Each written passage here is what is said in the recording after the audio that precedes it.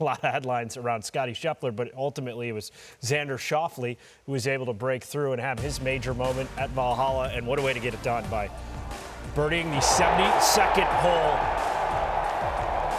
and get his first career major victory. For Xander and for many, it felt like a long time coming. He had so many close calls in majors, and finally now is off that list of best players without a major. So he well-deserved breather after Xander won the PGA Championship. Here he is on the par 3 fourth, now back in action. And picked up right where he left off. The putter's still good. Short game's still good. He seems to has not missed a beat. Par 5 seventh. And this was really the story for him today. He just hold the putts he needed to over and over again. So he's now at a couple under through 7, par 3 eighth. Here he is in the bunker. He's got good hands. He doesn't, and if he just decides to just land this out of the bunker, it's going to land on a downslope and kick. But he takes it, flies it to the flat with spin, leaving it in the proper spot. Would go on to make par, avoid a bogey on the card.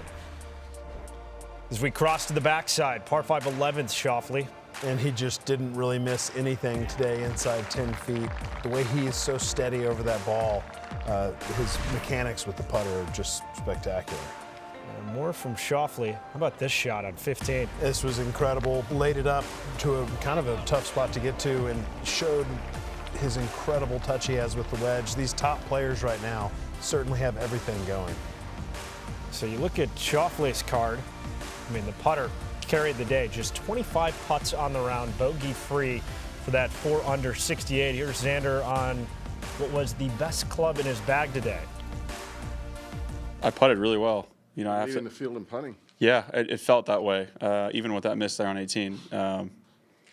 Yeah, I'm going to go to the range after this, after we finish talking, and, you know, hit the center of the club face a little more, find some more fairways and some more greens. It was, you know, I'm happy. I'm happy with how I played, with how I stuck in there, and really happy my short game bailed me out on a day that could have been a lot worse. If I didn't make some of the putts I needed to today, it would have been, you know, like a 2 over probably, or worse. So, again, really happy. I was able to see I saw the line sort of quickly, even from the get-go. I was kind of leaving putts in the heart short. So as soon as I kind of got the speed down, I was rolling. Just the kind of follow-up you want out of what happened 2 weeks ago? Yeah. Yeah.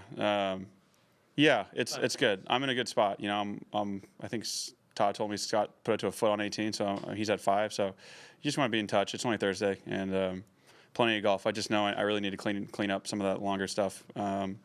This course is really hard, and the wind's supposed to blow pretty hard tomorrow, even more so than today. So I know I need to clean it up. So he's had a couple weeks since we last saw him in Louisville. You just see the score, 68. It's, okay, he's picking up right where he left off. But if you dig into the round, was that the case? Well, I mean, he only hit 8 fairways, which is hard to do. The fairways at Muirfield Village are wide, and the way he was driving the ball at Valhalla, that was a little bit surprising, a little bit of a sign of rust. Didn't hit a lot of greens because of it. But what was impressive to me was the way his short game bailed him out, like he said, and his putting bailed him out. And if we just look back to the PGA Championship, his last start, this is on 17. He was in the fairway bunker, hit it to the proper spot. Look at that interaction with the turf.